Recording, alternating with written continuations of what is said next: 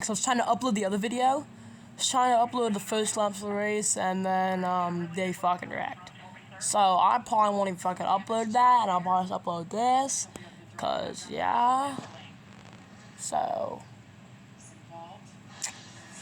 now I'm actually probably gonna post it, cause I did say, well, then they're not gonna wreck before Creed. No, Creed. Okay, he's good.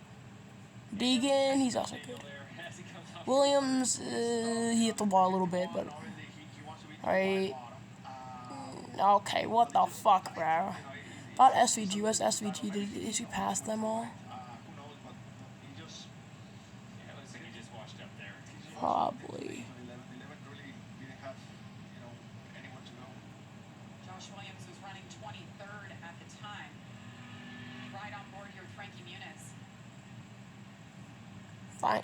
There's BJ McLeod. How about a close call for Sheldon Creed? He was in the outside of that incident. He's on the move, up 9 spots already. Caution out for the first time for